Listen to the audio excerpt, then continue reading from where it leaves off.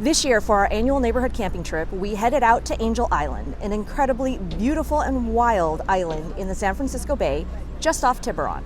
It was such a great outing that I decided to go back again and explore some more. You can only get there by ferry, and we're headed over there right after this.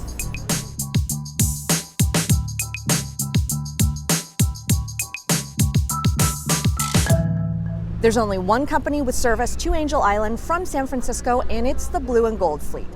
You can catch it off Pier 41 at Fisherman's Wharf. Typically, if you catch the first ferry of the day, there is generally a ferry that will take you from the ferry building out here to Pier 41, but then you have to transfer ferries.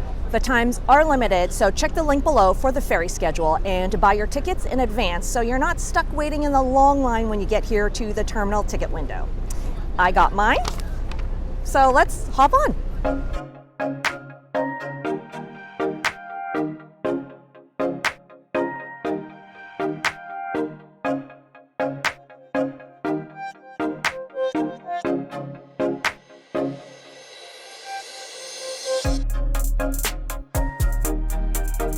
Now passing Alcatraz to the right. Look how close we are. So I forgot to mention that if you're running late for the ferry, you can purchase tickets on board, but you will have to wait for the other ticketed passengers to get on first.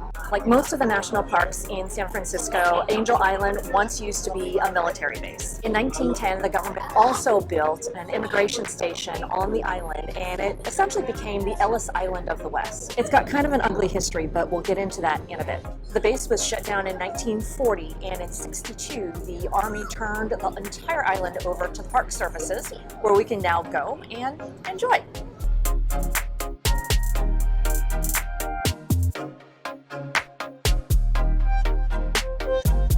Hey, a sea lion!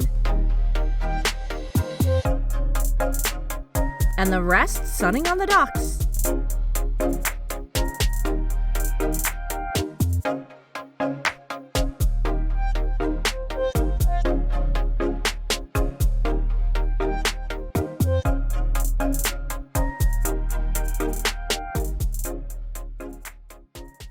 The island isn't very big. It's only about 1.2 square miles and possible to explore in one day. On the boat, you'll see a ton of people bringing over their coolers and barbecuing gear to do a little bit of picnicking. And you'll want to bring over your own food. Even though the island has 2 cafes, they have pretty limited operations and are kind of expensive. I've got my little day pack here with my lunch. I brought some olives, little chicken sandwich in here, and some veggies. Most people just day trip here, but there are some campsites located on the island. They are very popular, very scarce. They are backpack in only, and they have only primitive pit toilets, so it's just a step above roughing it. Some campsites are unshaded, so super duper hot in the summertime, but people still love it. When we were here camping a few weeks ago, we had a chance to go to Immigration Point, the barracks where immigrants were processed and detained. If your time is short, at a minimum, you must do this. Immigration Point is located off the perimeter loop, but there is a 1.5 mile hike-in shortcut that will take you up that way.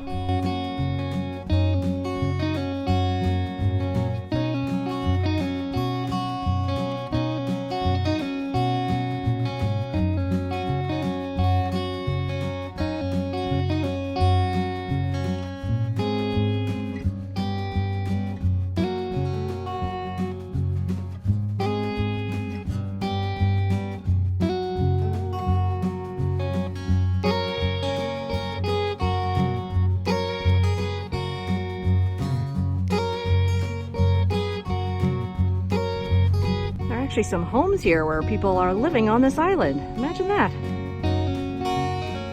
We are here at the immigration station.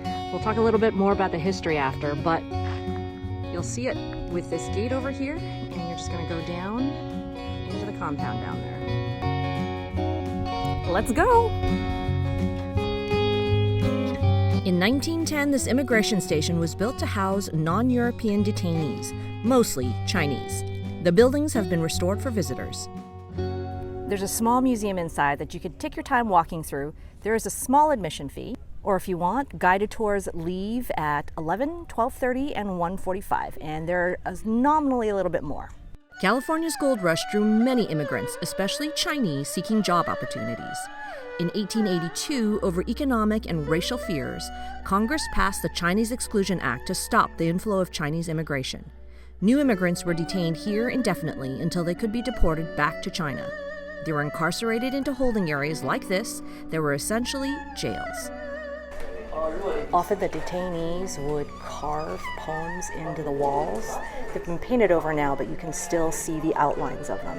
A lot of the poems kind of depicted their sorrow at being detained and just kind of longing for freedom.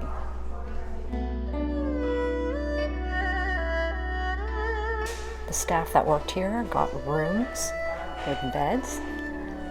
Kind of simple but functional. And a quick example of one of the offices during the war. This is where they would interrogate the Japanese POWs. And here's an example of an indoor rec area where they might come to pass a little bit of time. And of course there's a common bathing area. If you can kind of look up in there, we're actually not allowed up there, but you see there's just pipes where the water comes in. Oh, here's a good picture that shows what it's like. Sink with some stalls there.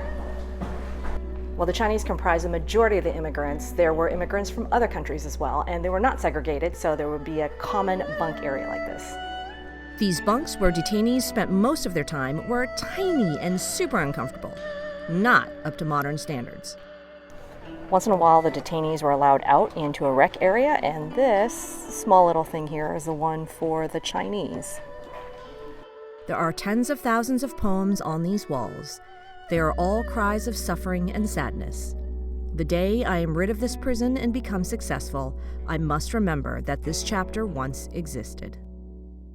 For today, I'm going to do some biking, which the number one activity here is hiking and biking. There's a little shop here where you can rent a bike if you don't got one. I think the cost is about $60 for the kit, which includes bike, helmets, and a lock. But you could get cheaper rentals at Fisherman's Wharf, and as an added bonus, priority boarding on the ferry with bikes. For those that aren't up for a day-long hike or bike, you can book ahead for a 1-hour guided tram tour or the Segway tour, which, if you haven't ridden one before, is super fun. The most popular trail is this 5.5-mile loop that circles the island, aka the Perimeter Loop. You can hike it if you walk super fast and don't stop to do any sightseeing. Instead, I'd recommend that you take a bike, which is what I'm doing. The other popular hiking route is this 3-mile winding route to the top of Mount Livermore at the center of the island. The views are spectacular, but you can only hike in. So I'm not doing that one today. For historical purposes, it's best to tour the island counterclockwise, west to east. The ferry terminal, which is located on the business end of the island, is in Ayala Cove, which is named after the Spanish explorer that first discovered Angel Island in the 1700s. This was the original military base on the island in the mid-1800s and was a quarantine area for boats entering from foreign countries that might be bringing in deadly diseases like the bubonic plague. There was also a hospital here, which is why you'll sometimes hear it referred to as Hospital Cove. All right, let's get going.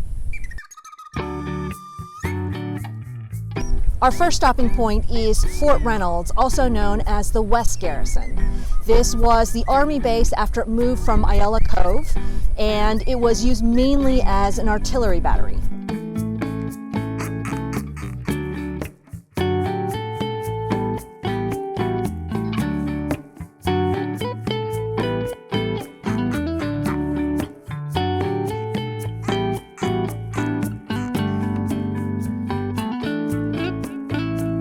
This is a set of very, very well-preserved Civil War era buildings, and you'll see behind me, they're setting up for a Civil War reenactment this weekend. Below us here, you can see the remnants of Battery Ledyard.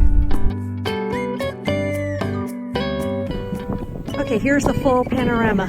Bridge to bridge.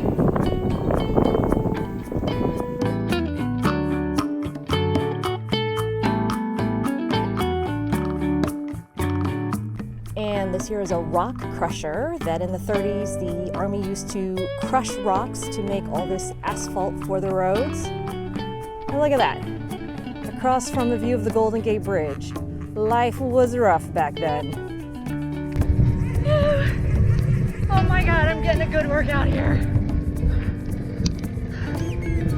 Time for lunch at one of the many picnic tables along the road.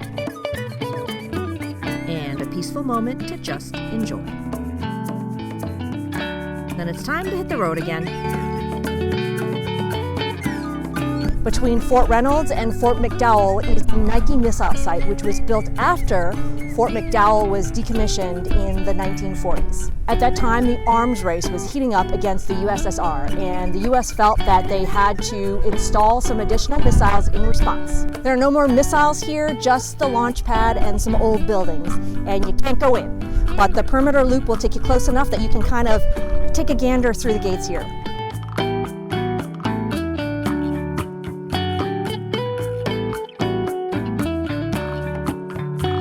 On the east side of the island is Fort McDowell, also known as the East Garrison, which was built up when Fort Reynolds was decommissioned and was a primary base during World War I and World War II. These facilities here are way better for the soldiers than at Fort Reynolds. You can see there's a barbecue pit here, and in the distance, a baseball diamond and a volleyball court. These buildings here were used as a detention center for Japanese, Italians, and Germans living here in the US that were suspected of being enemy sympathizers.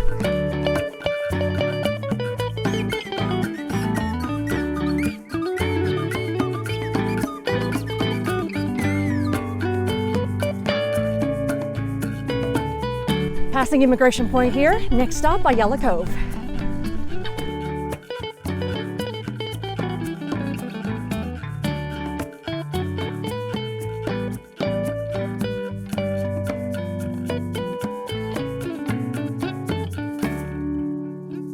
And we are back in Ayala Cove.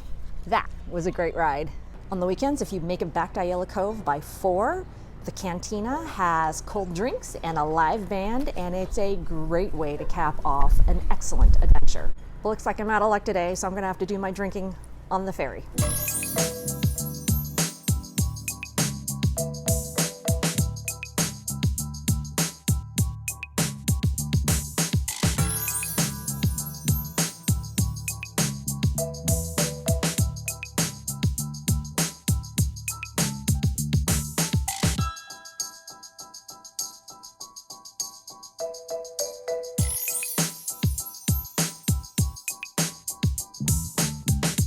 Services also hosts a bunch of super fun activities throughout the year, so there's always a ton of things to do on the island. In addition to the Civil War reenactment this weekend, they've also got movie night, so you can bring your lawn chair and a picnic and enjoy outdoor movie viewing.